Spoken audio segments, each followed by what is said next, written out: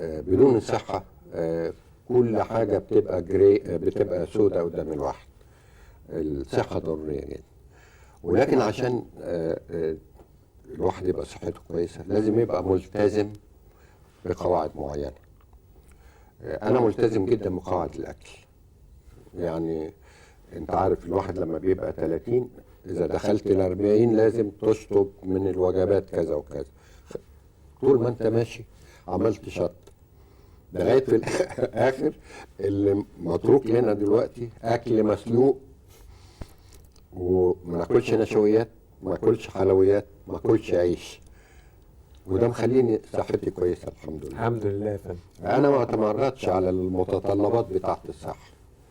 دكتور مصطفى، ايه اكبر عيوبك في نظر نفسك؟ وجهه نظري انا؟ ايوه، ما مش ممكن اسال حياتك في نظر الاخرين لانه قطع مش هيقولوا لك.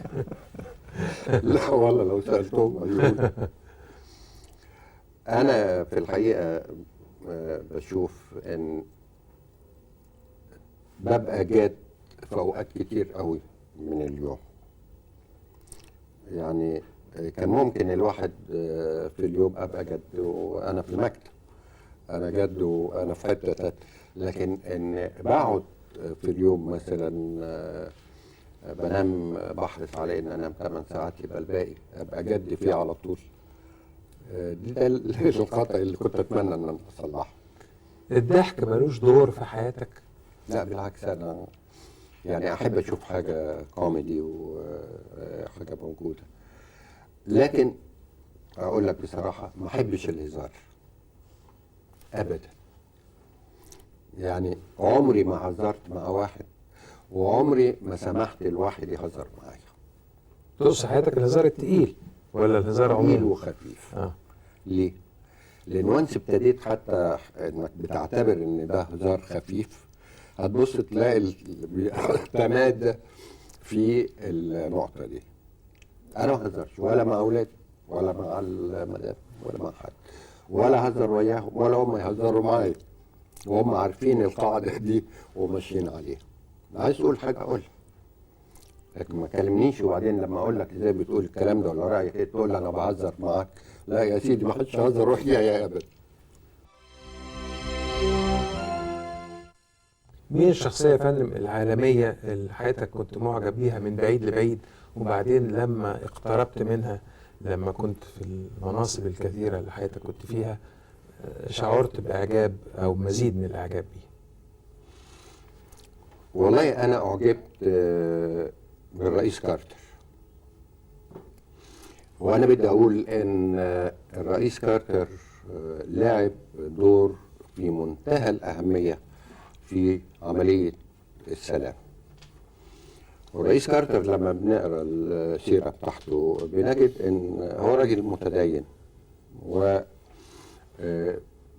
حط من اهدافه ان اسمه يقترن بالتسويه السلميه. انا تعاملت وياه تعامل شخصي.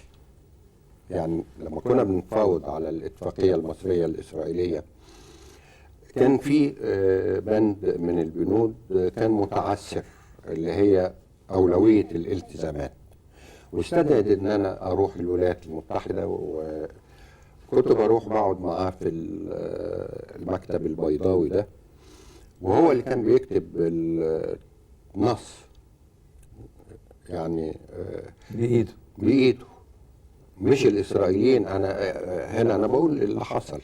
يعني الناس تفتكر ان طب تدخل الامريكان كان ليه، او الامريكان لهم انهم هيفرضوا علينا الهيمنه ومش عارف ايه. وجهه نظر. حضرت 3 ايام وكنت بروح اقعد يجي ساعتين، هو يكتب النص اقول له طيب نقدر نغير الكلمه دي بكذا، نغير كذا. يقول اقول له طب استنى انا هروح بقى واتصل بمصر واشوف رد فعلهم ايه وارجع له تاني، لغايه ما توصلنا الى الصيغه اللي قبلت الاطراف بوجودها.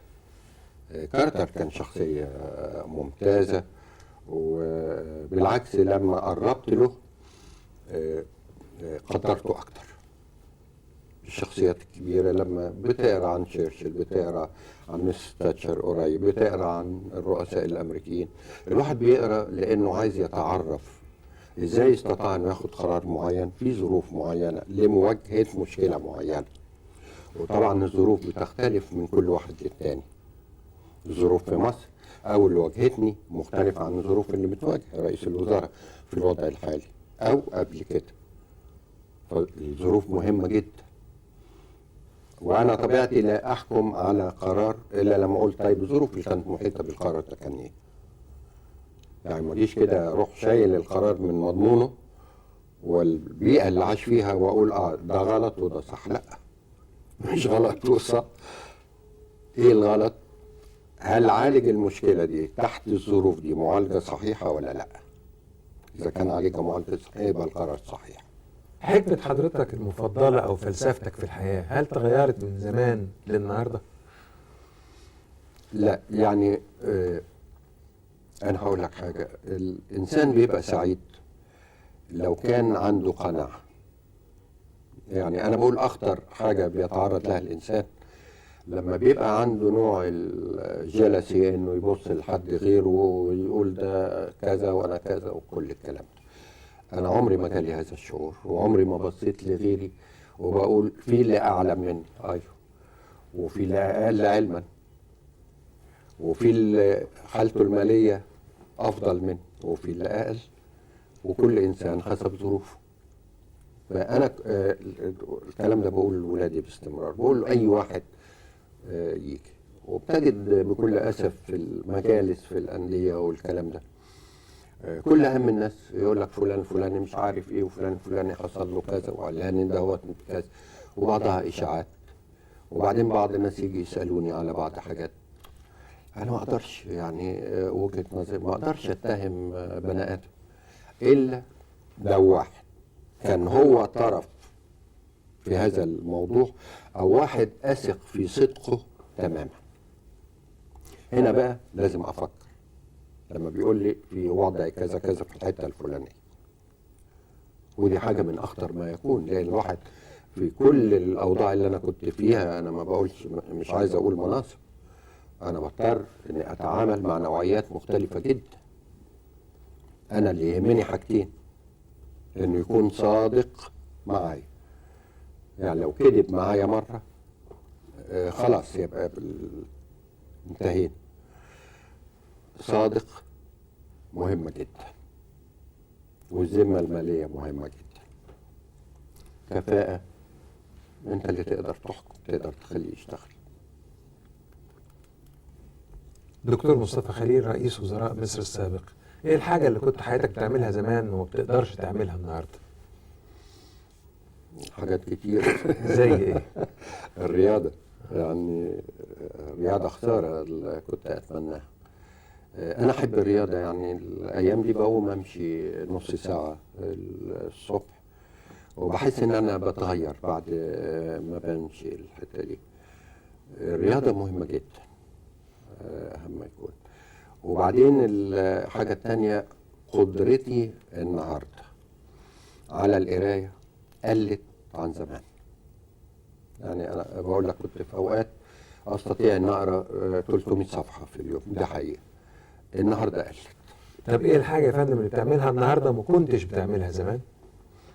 يعني بقعد في البيت مدة أطول من زمان. يعني دلوقتي بقعد. وبعدين حتى خروجي في الخارج بقى محدد جدا.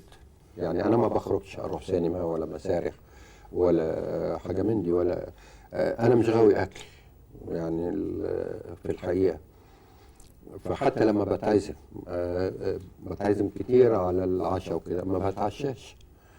فأنا باخد حتة جبنة مثلا في العشاء أو حاجة بسيطة، وكل أصدقائي عارفين أنا ما بتعشاش.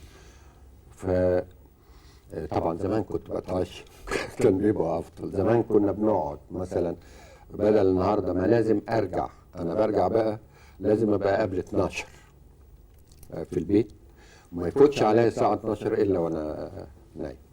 اختلاف بقى اللي هو أسلوب المعيشة عن الوقت الأولاني طبعا. الأول كان أحسن. أمس واليوم وغدا يا فندم، ضع هذه الكلمات الثلاثة في جملة من أسلوبك. أمس زمن فات ولن يعود. اليوم هو الحياة الحقيقية، لأن مفيش إنسان بيبقى عايش في الانستنت اللي هو فيها. يعني أول حديثنا كان أمس، اليوم اللي احنا بنتكلم فيه، غدا ده لسه في علم الغيب ما نعرفوش. فحياة الواحد هو الآنية اللي عايشها، باختصار شديد. أشكرك يا دكتور مصطفى، العفو. وربنا يخليك. الله يحفظك، ألف شكر.